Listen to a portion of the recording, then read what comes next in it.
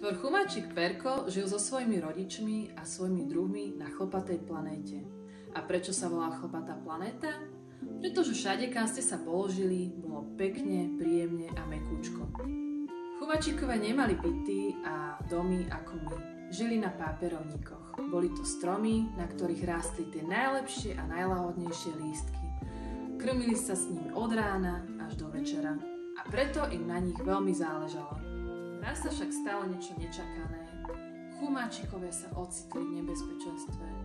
Ich krajinu pokryl čierny prach. Všade nastal chaos a panika. Chumáčikovia netušili, čo budú robiť. Verko mal svoju malú sestričku, ktorú mal veľmi rád. Verko sa zdal byť na záchranoch chlpatej planety veľmi malý.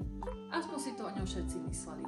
No napriek tomu si vyrobil rogalo a rozhodol sa chlpatú planetu zachrániť a vyletieť do vesmíru.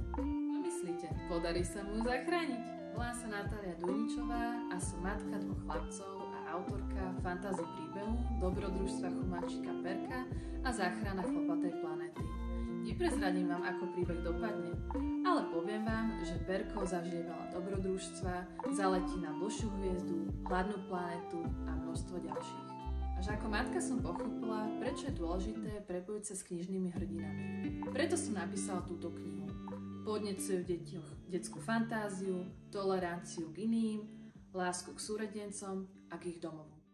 Knižka zároveň nesie odkaz, aby sme sa neodsudzovali a dôverovali si. Aj ten, kto sa v skutočnosti zdá byť slabý a krehký, sa môže v skutočnosti stať hrdinom. Ďakujem vám za vašu podporu pri vzniku tejto knižky.